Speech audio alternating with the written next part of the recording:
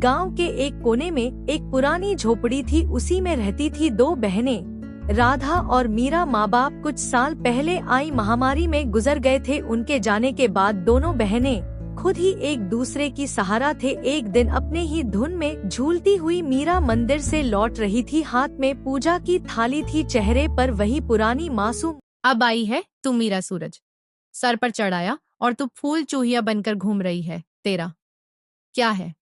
तू तो सबकी मदद करती घूमती रहे, चाहे घर में चूल्हा जले या ना जले। दीदी मैं जल्दी आने वाली थी, लेकिन गौरी काकी की बकरी झाड़ियों में फंस गई थी। निकालने में थोड़ी देर हो गई। दीदी अब गुस्सा क्यों करती हो? माँ कहती थी जो दूसरों के काम आए वही इंसान कहलाता। जले माँ, अब नहीं है मीरा, और उनके कहे बातों की अब इस दुनिया में कोई मूल्य नहीं रही। अब कोई किसी के लिए कुछ नहीं करता। मीरा चुप हो गई। उसके चेहरे पर हल्की उदासी थी। वो झोपड़ी के कोने में रखे उस लकड़ी के संदूक तक गई जिसमें माँ की यादें अब भी सांस लेती थी। संदूक से निकाला हुआ एक साड़ी मीरा छू के अपनी दीदी से दीदी जब यह साड़ी माँ पहनती थी ना, तब हमें देखकर मुस्कुराती थी, कहती थी तुम दोनों एक दूसरे का सहारा बनना। मीरा की बात सुनते ही राधा का चेहरा नम हो गया और उसकी आंखें पल भर को भीग गई। लेकिन ज्योति अपनी भावनाओं को छुपाते हुए मीरा से बोलता, तुझसे सख्त हूँ मीरा, क्योंकि मैं डरती हूँ अगर तुझे भी एक दिन कुछ हो गया तो मैं अकेले कैसे जीऊंगी।